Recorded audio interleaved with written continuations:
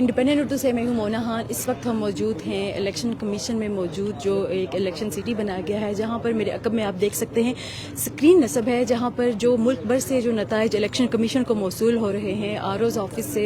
जो रिज़ल्ट आ रहे हैं और उसकी बुनियाद पर जो फॉर्म 47 के जो रिज़ल्ट बन रहे हैं वो रिज़ल्ट यहाँ पर जो चार्ट बना हुआ है तमाम सूबों का और नेशनल असम्बली का, उसमें जो ग्रीन ब्लॉक्स हैं उसका मतलब ये है कि इन हलकों के नताइज आ चुके हैं। जो सुर्ख ब्लॉक हैं उसका मतलब ये है कि उनमें इलेक्शन नहीं हुआ, और बाकी जो सफ़ेद बॉक्स हैं उसका मतलब ये है कि अभी इनके रिजल्ट का इंतज़ार है। अभी अगर हम आपको इलेबोरेट करके बताएं तो सबसे पहले ये ऊपर नज़र आ रहा है सिंध असम्बली का। सिंध असम्बली की अभी तक 38 रिजल्ट आ चुके हैं, 130 में से 38 रिजल्ट आ चुके हैं, जबकि 92 रिजल्ट अभी उनका इंतज़ार है। लेकिन अभी तक की जो पोजीशन है यहाँ पर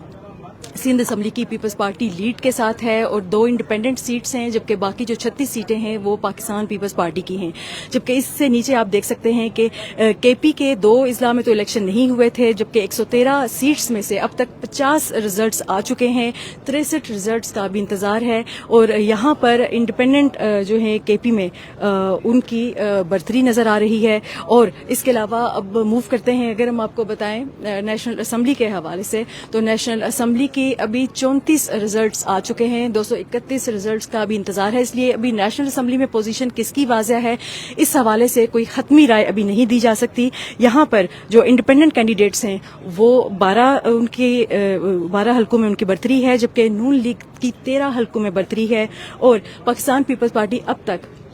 नेशनल असम्बली से 8 सीट्स ले सकी है, और जबकि पाकिस्तान मुस्लिम लीग काफ जो है उनकी 1 सीट है। लेकिन नेशनल असम्बली की पोजीशन के हवाले से इसलिए अभी तक कुछ नहीं कह सकते, क्योंकि अभी 231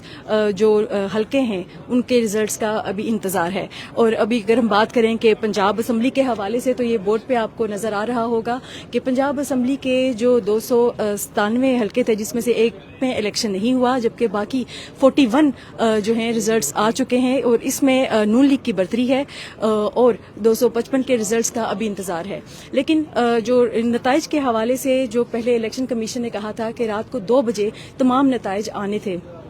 आरओज़ की जानिब से, लेकिन जो एक्सटेंडेड जो उनका टाइम बढ़ाया गया था जो ज़ाब्ता हलाक के हवाले से है कि वो एक्सटेंडेड टाइम उनका जो है वो अगली सुबह 10 बजे तक है, जो कि वो वक्त भी अब गुजर चुका है। और इलेक्शन कमीशन ने का जो एक्ट है, ये जो ज़ाब्ता हलाक है, उसके मुताबिक यही था कि अगर सुबह 10 बजे तक भी नताइज आरओज़ की जानिब से इलेक्शन कमीशन को जमा नहीं करवाए जाते तो उनके खिलाफ